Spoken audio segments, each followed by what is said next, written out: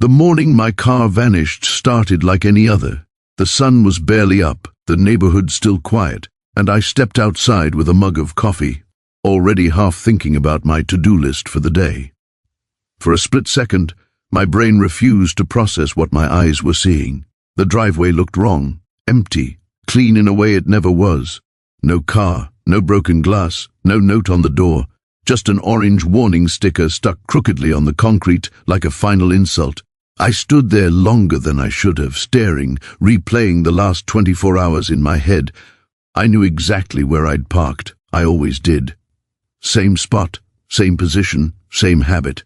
I was careful like that. Careful because in this neighborhood, you had to be, especially if you didn't fit the invisible mold. That's when my phone buzzed. "Your vehicle has been towed," the message said. No greeting, no explanation. Just a citation number and a cold link to the HOA portal. My stomach dropped. I already knew who it was before I even logged in. Her name was Brenda. Everyone called her efficient. Some called her strict. Most people, quietly, called her something else entirely.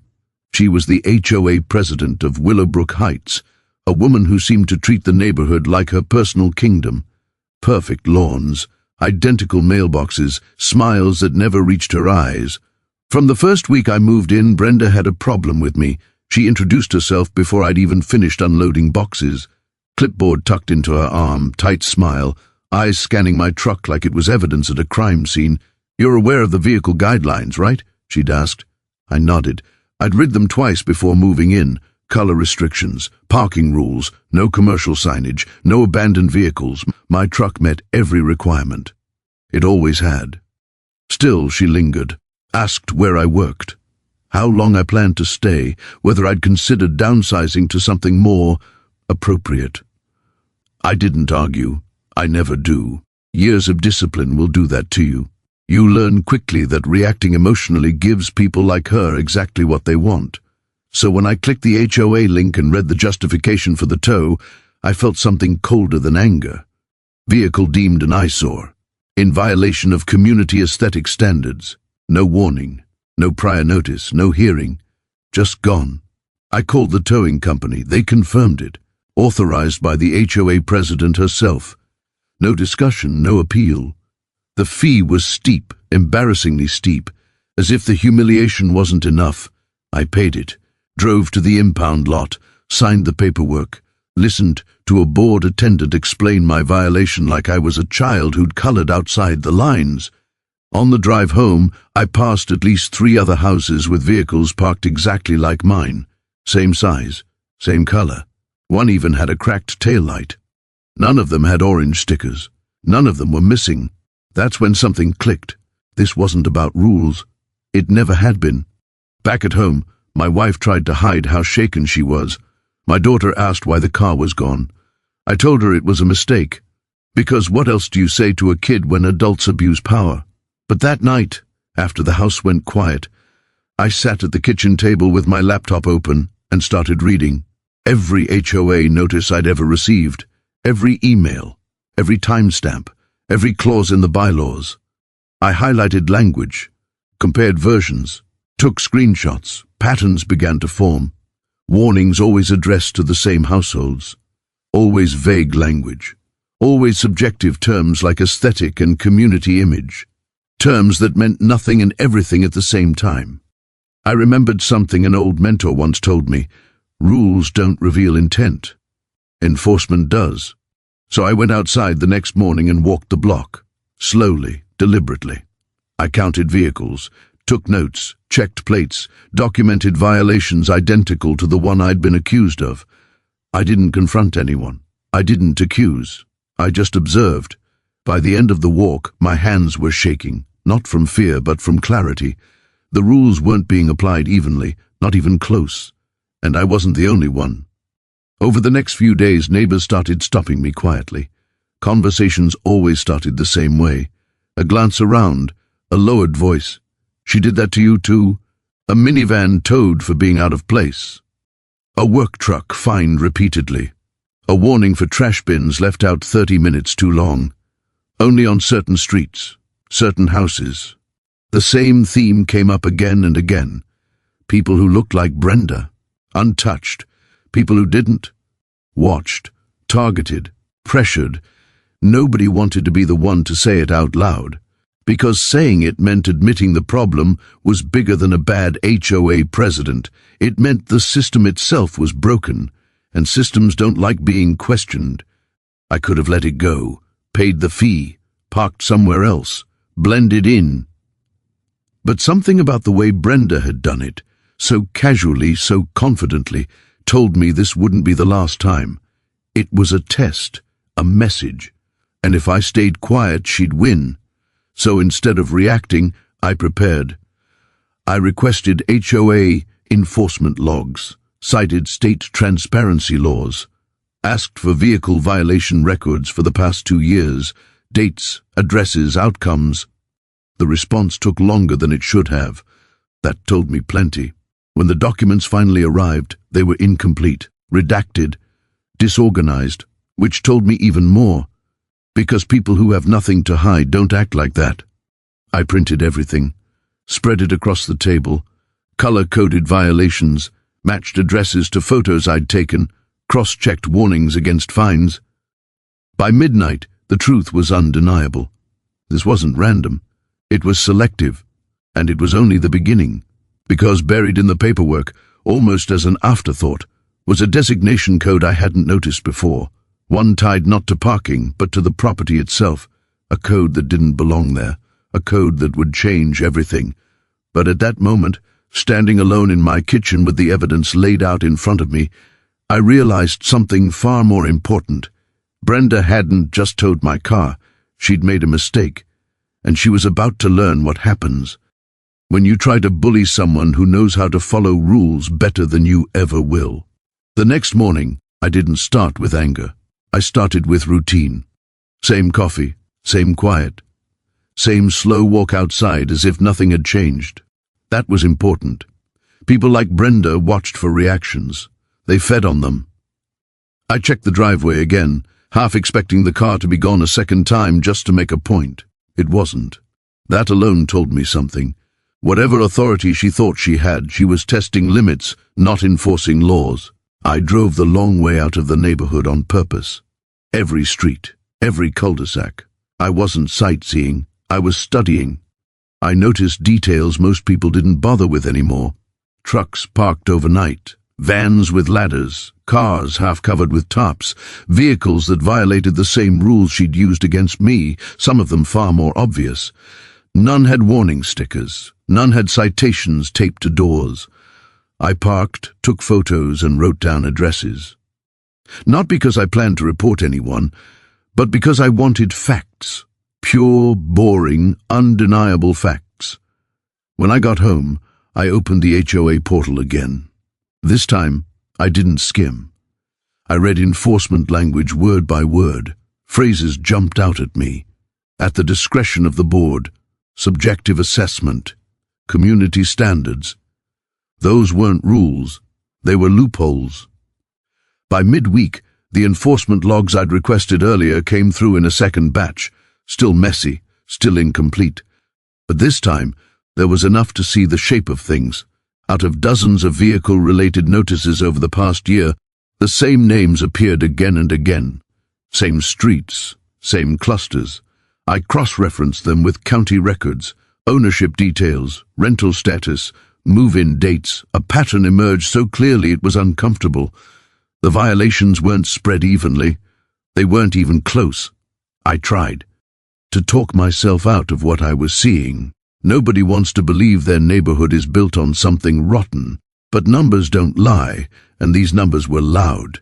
Late one afternoon, as I was sitting at my desk surrounded by printouts, there was a knock on the door. I opened it to find my neighbor from 2 houses down. He looked nervous, like he'd rehearsed this conversation and still wasn't sure he wanted to have it. "I heard about your car," he said quietly. I nodded. "She did the same thing to my brother last year. Different excuse, same outcome." He glanced over his shoulder, then back at me. "People don't talk about it. They're scared." That word stuck with me. Scared. Not annoyed, not inconvenienced. Scared. Over the next few days, more neighbors came by. Always one at a time, always cautious, stories poured out in fragments, fines for trivial things, threats of liens. Letters worded just vaguely enough to sound official and terrifying. One woman told me she'd stopped inviting her family over because Brenda complained about extra cars. Another admitted she parked blocks away after work just to avoid attention. None of them had ever gone to a hearing. None had ever challenged a notice, because Brenda never wanted it to go that far. Fear works best in private. That's when I realized why she'd gone straight to towing my car without warning. It wasn't punishment, it was intimidation. A public display meant to send a message to everyone else.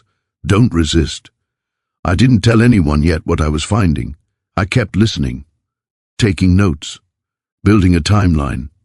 Then something unexpected happened. I received an email from the HOA management company, polite, neutral, almost apologetic. They claimed the tow had been procedurally correct and the matter was considered closed. Closed for them, maybe. For me, it had just opened. I requested additional record. DS, meeting minutes, board votes, internal emails related to enforcement decisions. This time, the response was slower, more resistance, more redactions. That told me I was getting close. One evening, while comparing enforcement dates with meeting schedules, I noticed something else. Several violations were issued on days when no board meetings had taken place, no votes, no quorum, which meant Brenda was acting alone. That was important. Because HOA presidents like to talk about authority, but authority without process is just control. I printed those pages too. The deeper I dug, the clearer it became that enforcement wasn't about keeping the neighborhood beautiful. It was about pressure, about deciding who felt welcome and who didn't. And I wasn't the only one connecting the dots anymore. A small group of us started meeting quietly. Living rooms, garages, backyards, no emails, no group chats, just conversations. We compared notices, dates, language. The similarities were impossible to ignore. Same phrases, same tone, same timing. One of the neighbors brought photos of his street from the day my car was towed. In the background, clearly visible, were two vehicles in identical violation, same angle, same curb. Neither had been touched. The room went quiet when we realized what that meant. This wasn't bias you could explain away as coincidence. It was deliberate. Someone asked the question everyone had been avoiding. What do we do? I didn't answer right away. Because this wasn't about confrontation. Not yet. This was about preparation. I explained what I'd learned about documentation, about letting the evidence speak, about staying within the rules so tightly that any retaliation would expose itself. People listened. Not because I was loud, but because I was calm. That night, after everyone left, I reviewed everything again, slowly, carefully. That's when I noticed something strange. Several of the properties receiving repeated violations shared a designation code I hadn't paid attention to before. It wasn't related to parking or vehicles. It appeared in county housing records, not HOA files. I looked it up. Affordable housing classification. That stopped me cold. I checked my own address. It had the same designation. I sat back in my chair and stared at the screen, because if that code meant what I thought it meant, then Brenda's actions weren't just discriminatory. They were reckless. Affordable housing units aren't just labels. They come with protections, oversight, federal strings attached. If the HOA was targeting those homes specifically, or trying to force people out of them, that crossed a line far bigger than neighborhood politics. I pulled zoning approvals for the development, original plans, funding disclosures, HUD requirements. What I found didn't make sense. The development was approved with a condition. A percentage of homes had to meet affordability standards. On paper they did. In reality, I couldn't find a single unit operating as one, including mine, which meant one of two things was true. Either the records were wrong, or someone had lied. I didn't sleep much that night. By morning, I knew one thing for certain. The towing of my car wasn't the story. It was the trigger. And whatever Brenda thought she was protecting, she'd done it by creating a paper trail that pointed straight back at her. She thought she was enforcing standards.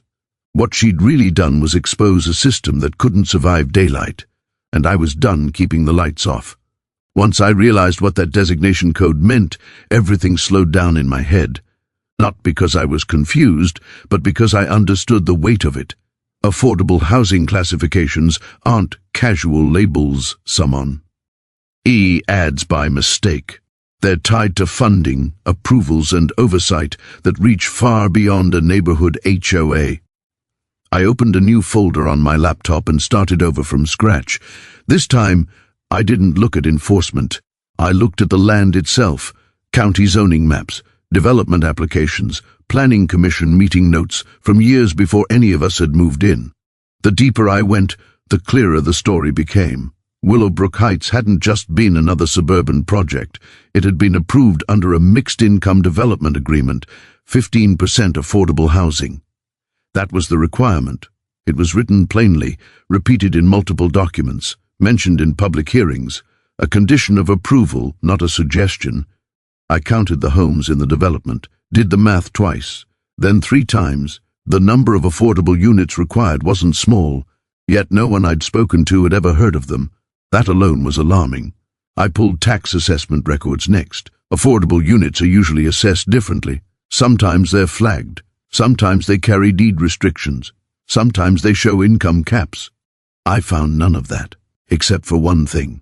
That same code kept appearing on my house, on a handful of others that matched the exact pattern of selective enforcement we'd already identified. My pulse picked up. I printed the development approval documents and laid them next to the HOA bylaws. Different language, different authority, different universe. HOAs can regulate paint colors and parking. They cannot override federal housing protections. They cannot harass occupants of protected units to maintain community image. And they definitely cannot pretend those units don't exist. I checked HUD databases next. Grant allocations, compliance reports, monitoring schedules. That's when the picture finally snapped into focus. Willowbrook Heights had received approval and incentives based on a promise it never kept. On paper, affordable units existed.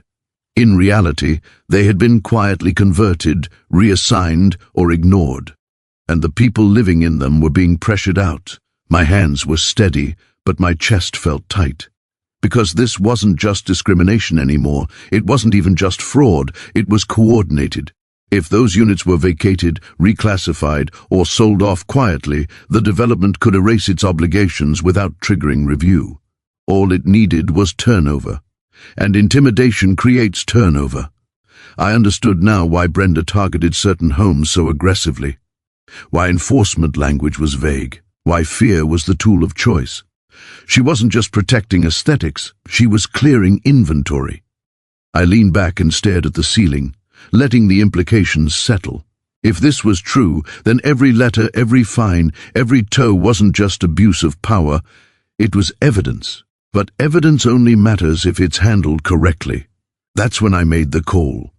Jake answered on the second ring. We hadn't spoken in months, years maybe. Life has a way of doing that. Hey, he said, everything okay? I need you to look at something, I replied, and I need you to tell me if I'm overreacting. There was a pause. That bad? I think so. Jake had been my army buddy long before he became a lawyer. He knew my temperament, knew I didn't chase ghosts or manufacture drama.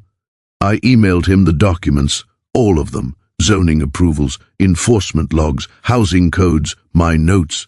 An hour later, my phone rang. You're not overreacting, he said. You're standing on a landmine. We met in person the next day. No offices, no formality, just a quiet diner halfway between our places. Jake read through everything again, slower this time. When he finally looked up, his expression had changed. Isn't just an HOA problem, he said. This is federal exposure. He explained it carefully. Affordable housing obligations are enforced through compliance mechanisms that don't care about local politics. If a development accepts approval under those conditions and then fails to maintain them, that's misrepresentation. If funds or incentives were tied to it, that's fraud. And if the HOA is actively harassing occupants of those units, he added, you're looking at civil rights violations layered on top. I asked him the question that had been hanging in the air since the night before. Did they know? Jake didn't answer right away. Someone knew, he finally said. Whether it was the developer, the board, or both, this kind of thing doesn't happen by accident.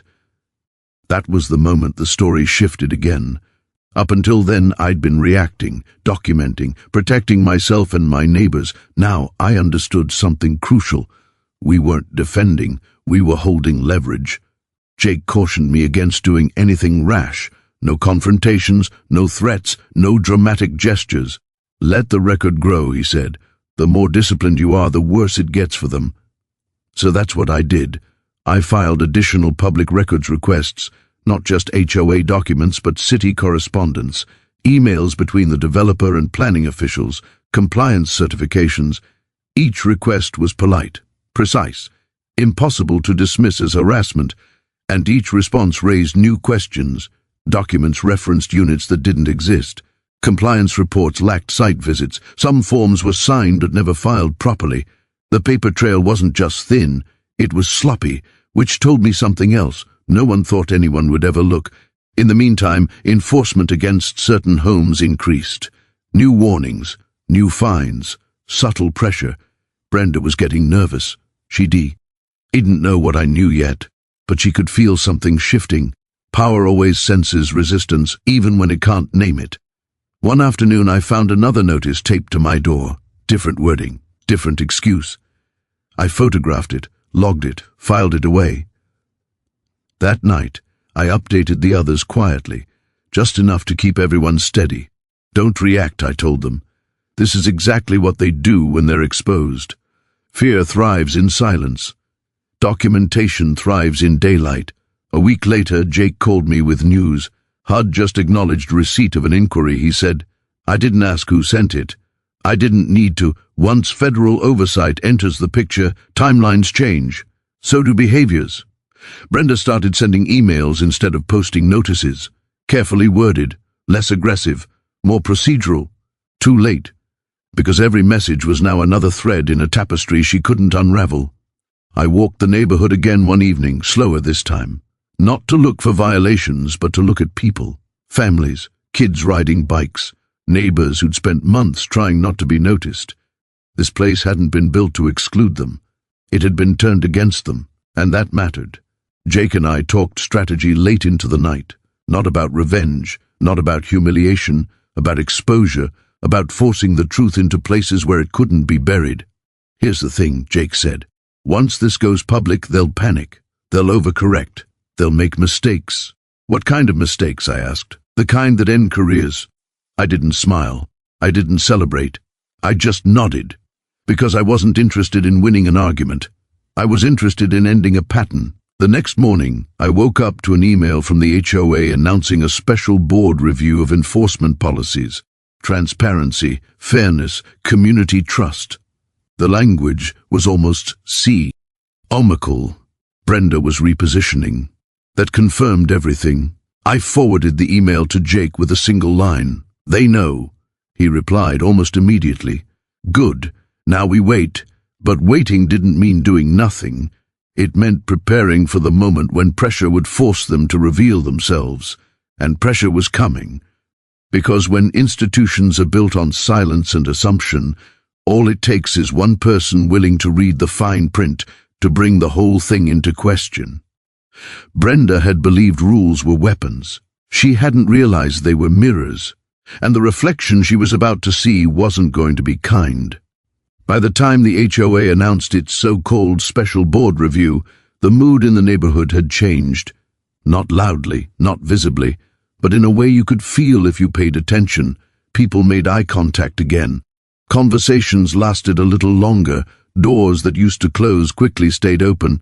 Fear was losing its grip. That was when we knew it was time to stop working alone. We didn't form a group chat. We didn't create a page or a name or anything official that could be twisted or monitored. We did it the old way, one conversation at a time.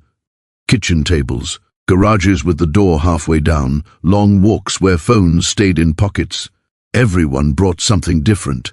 One neighbor had kept every HOA letter for 6 years, neatly filed. Another had emails saved that she'd never opened because she was too anxious to read them at the time. A retired couple had meeting minutes printed and highlighted, things they'd noticed but never felt safe questioning. When we laid it all out together, it was overwhelming. Not because it was chaotic, but because it was consistent. Same language, same threats, same vague warnings, different households, same pressure points. Jake helped us structure it without ever stepping into the SPO. Flight. He explained what mattered legally and what didn't, what emotions to document and what facts to prioritize. How to keep everything clean, calm, and unimpeachable. No confrontations, he reminded us, no signs, no yelling. Let them be the ones who lose control. That discipline mattered. It kept us focused. It kept us credible. At the same time, the enforcement pressure didn't stop. If anything, it intensified. Fines arrived faster. Notices became more frequent. One family received 3 violations in a single week for different versions of the same supposed issue. Brenda wasn't backing off. She was tightening the screws, which was exactly what Jake predicted. People in power don't give it up quietly. They test resistance, push harder, hope something breaks. But something had changed. The notices no longer landed on isolated kitchen tables. They landed in a shared folder. They were photographed, logged, time-stamped, and cross-referenced. Each one strengthened the case. That's when the idea came up. Not as a joke, not as a threat. Almost casually during one of our quieter meetings, "What if we did something completely legal," someone said, "but impossible to ignore?" The room went silent. We all knew what they meant. Legal pressure works, but it's slow. Paper moves at the speed of bureaucracy. Media moves faster. Public attention faster still.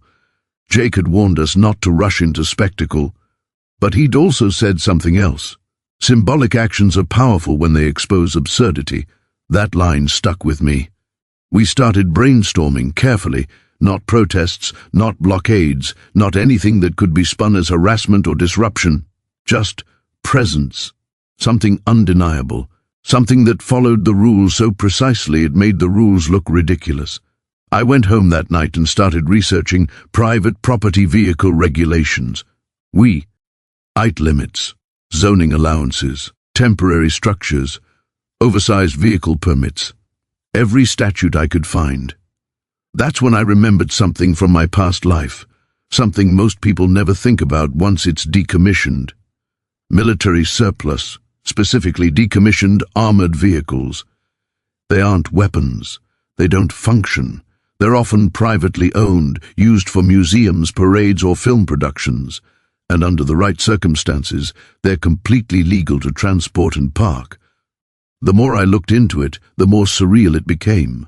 There was no HOA rule about armored vehicles, no clause about tank treads, no prohibition against large, non-operational equipment parked on private land, because no one ever imagined needing one. I didn't bring it up right away. I wanted to be sure. I checked with Jake, then with a zoning consultant, then with a private logistics company that specialized in transporting heavy equipment. Every answer came back the same.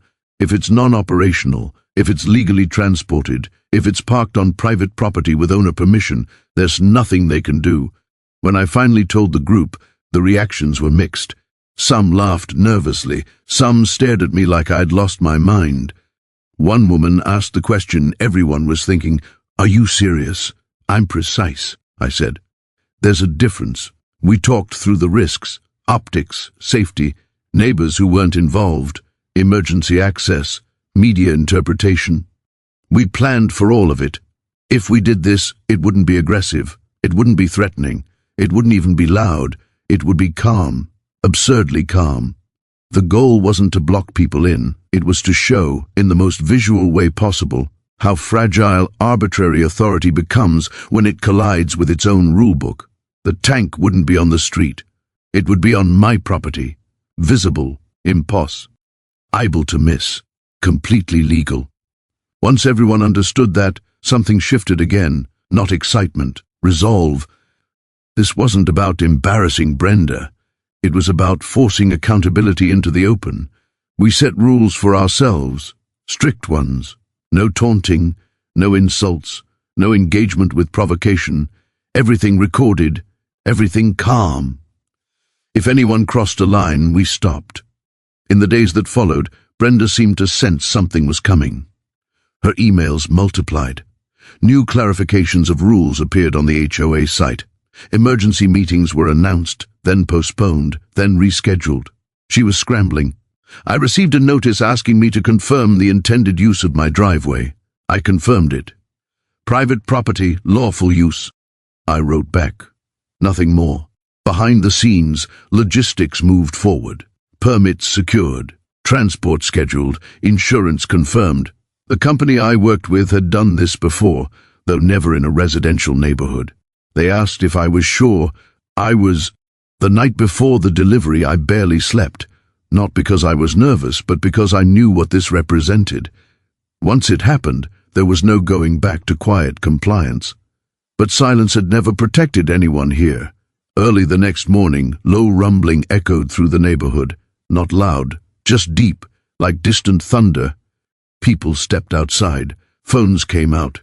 Curtains moved. A massive flatbed truck turned onto the street, moving slowly, deliberately.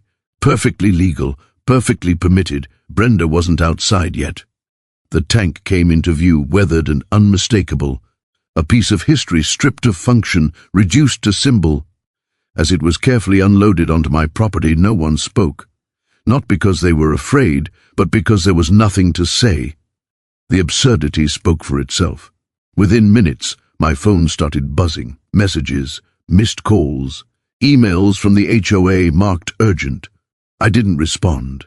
Instead, I stood there with my neighbors, calm as could be, as cameras appeared at the end of the street.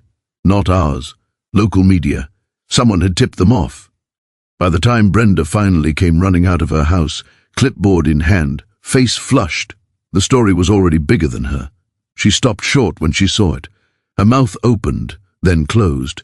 For the first time since I'd met her, she had no script. "What is that?" she demanded. "A vehicle," I replied evenly. "On my property." She started talking about safety, about community image, about emergency access. I handed her copies of the permits. Highlighted. She didn't take them. She just stared. That was the moment I understood. Something important. Power hates being laughed at more than it hates being challenged. And this wasn't a confrontation. It was a mirror. The tank didn't threaten anyone, but it exposed everything. And Brenda was about to show the world exactly how far she was willing to go to protect a lie. The reaction was immediate, and it was messy. Brenda didn't scream. She didn't shout orders or threaten police the way I half expected. Instead, she froze, completely still, clipboard hanging uselessly at her side. Her authority had always relied on momentum, on people backing down before she had to explain herself. Now there was something in front of her that couldn't be bullied, fined, or quietly removed. And it was legal. Within an hour, the HOA email list lit up. Messages about safety concerns, temporary measures, and emergency evaluations. Carefully vague, carefully worded, every sentence crafted to sound reasonable without admitting panic. Neighbors gathered, not in protest, but in curiosity. Parents stood with kids. Phones were everywhere. Not pointed at me, but at her. Local reporters arrived just after lunch, not because of a complaint, but because a decommissioned tank sitting peacefully on private property is the kind of image that explains itself. Cameras don't need context for something like that. They just need permission to roll. Brenda tried to control the narrative. She told anyone who would listen that this was disruptive, inappropriate, dangerous, that it violated the spirit of the community. The reporter asked a simple question. Which rule does it violate? She didn't answer. She pivoted, talked about intent, about tone, about how it made her feel. That was a mistake, because feelings aren't enforceable. Laws are. Jake had warned me this would happen. When people lose procedural power, they reach for emotional authority. They try to redefine discomfort as harm. But discomfort isn't illegal. The next escalation came that night. I woke up to the sound of metal scraping concrete, not loud enough to wake the whole house, but wrong enough to pull me out of sleep. I checked the cameras we'd installed weeks earlier, Quietly, without fanfare. What I saw made my jaw tighten. A figure moving near my driveway, bending, scattering something small, nails. I didn't rush outside. I didn't confront anyone. I saved the footage, multiple angles, clear enough to see her face when she glanced up at the motion light. Brenda. The next morning I sent the footage to Jake and made a police report. Calm, factual, no accusations, just evidence. By noon, the story had changed. Now it wasn't about a tank. It was about sabotage. Brenda denied everything at first. Claimed coincidence. Claimed someone must have been trying to frame her. But footage doesn't argue. It just exists. Then came the meeting. An emergency HOA meeting called with almost no notice. Brenda insisted it was necessary to restore order. What she didn't realize was that several neighbors had already started recording every meeting weeks earlier. Quietly, legally. When the topic of enforcement came up, she lost control. She talked about certain types of people not respecting standards, about how the neighborhood was changing, about how rules existed for a reason, no slurs, no shouting, just enough for the room to go silent, enough for the recording to become evidence. By the end of the meeting, 2 board members had resigned. One stood up, said he was uncomfortable, and walked out without another word. The next day, federal letters arrived. HUD compliance review, civil rights inquiry, requests for documentation, timelines, certifications, the kind of mail that doesn't ask, it demands. Brenda stopped emailing. The HOA website went offline for maintenance. The management company issued a statement distancing itself from individual actions. That distancing was telling. Within weeks, investigators were on site, measuring, interviewing, asking questions that didn't have easy answers. Where were the affordable units? Why weren't deed restrictions enforced? Why were occupants receiving disproportionate enforcement actions? No one had answers that held up. The tank stayed right where it was, not as a threat, not as a protest, just present, a reminder. Eventually, Brenda tried one last move. She contacted police directly, claiming the vehicle blocked emergency access. An officer arrived, polite but skeptical. He reviewed permits, walked the property, checked clearances, then he apologized, on camera. That clip spread faster than anything else. Authority acknowledging limits. That was the moment public opinion solidified. Brenda was removed as HOA president by a board vote she wasn't allowed to chair. The motion passed unanimously. No speeches, no drama. Her name disappeared from the website that same day. The investigations continued without her. The outcome didn't come all at once. It never does. Justice is quieter than outrage, slower, more deliberate. But it came. Fines, restitution, compliance orders, mandatory reforms, independent oversight. Affordable units were identified, restored, and protected. Deed restrictions enforced. Policies rewritten in plain language, enforcement logs made public. The neighborhood changed, not overnight, but permanently. People stopped whispering. Kids played without parents watching the street nervously. Cars parked without fear of stickers. Meetings became boring again. That was the real victory. As for the tank, it left the same way it arrived. Carefully, legally, almost politely. Loaded back onto a flatbed and driven away. But the symbol stayed, not of force, not of intimidation, of precision. Brenda thought power came from control, from deciding who belonged and who didn't. She was wrong. Power came from understanding the system well enough to expose it, from patience, from documentation, from refusing to be provoked into mistakes. I didn't block a street. I blocked a pattern, and once people saw that it could be done, calmly, legally, together, it stopped being my story. It became everyone's.